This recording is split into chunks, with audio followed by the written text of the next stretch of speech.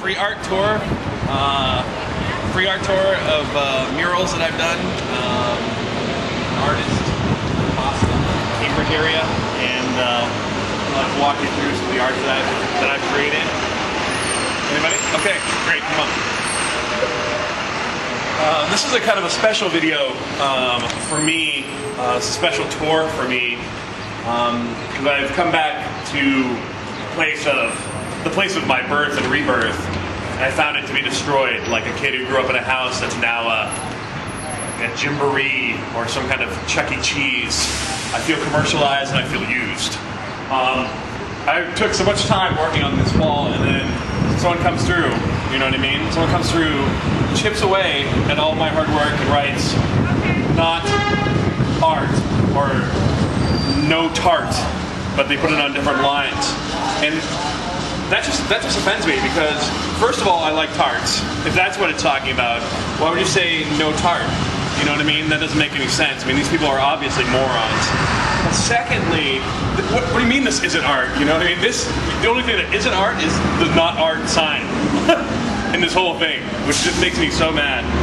And then right here, someone chipped it away and put up a Band-Aid, which everyone knows. I mean, Band-Aids are usually very helpful things. Band-Aids are usually things you put on to make yourself feel better, but seeing a Band-Aid on the art that I've created doesn't make me feel any better. It makes me feel worse. It's like they're the ones who need the Band-Aid on their lives. You know what I mean? Not me with my art. My response starts here. I created snowman, or snow person, gender neutral, snow being, because I realized after all this that, like, you know, you take time, unless it's Frosty the Snowman who lives forever. Well, actually, I think Frosty the Snowman dies. But Frosty the Snowman, you created out of something that's temporary, and that's what I figured out finally, that the art was temporary, that people are going to come through, they're going to chip away, they're going to write not art or no tart. And what I decided was, hey, you know what, I'm going to draw something with paint that is also temporary but could melt. But paint won't melt unless it gets really, really, really hot. So that was my first response. This is my minimalist phase. This took me 2 weeks to do. As you can see, if you look very carefully, these are not just random chips on the paint. I think a lot of people will think that, and that's what I was going for. I worked very hard to make it look random. Random's not as easy as it sounds, because there's patterns. There's patterns when the rain falls. There's patterns in terms of drawing things with a pattern.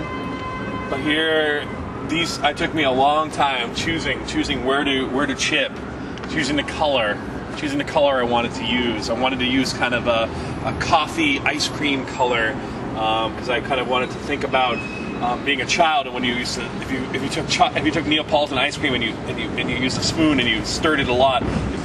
I've come back once again full circle, not to myself, but to a friend of mine who I would always want it to be like. A lot of people are like, I want to be like Mike. I want to be like Mike. I think they were referring to somebody. But my friend's name was not Mike, it was Mark. And I wanted to be like Mark in a lot of ways. And this is not a representation, I mean, a pure representation of what Mark looked like, because he's a person. So, I mean, he has face, things, and whatnot. But what I really liked was this kind of weird double clover over here with like kind of a half K. And that was actually, Double Clover Half K was the name of his wannabe hip-hop group in high school. And I always wanted to be part of a wannabe hip-hop group. I was in a band, of course. It was called Blind Child in a Polyester Suit. Our first album was called Wax in the Sand. Very hard to get right now. It's only in Terre Haute, Indiana. It's the only place you can still purchase that CD at Joe's record shop. But Mark was just a real inspiration to me. You know what I mean? He just really, because he's always looking towards the next. And I think that's just really cool. It's something that I'm very incapable of doing. And here, as I started to finish up, as I started to come through, I've come through feeling like my art was used and destroyed by people who don't understand art. I wanted to draw something that couldn't be argued with.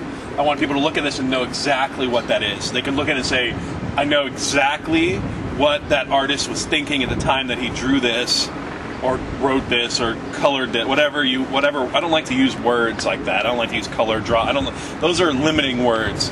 I wanted to look right at it and say, yes, I know exactly what you're drawing, and I love it. And I love that you drew that, or wrote it, or, you know. I love that you created. Created is a much more powerful word than any of those words. So that's where we've come to. There's so much more.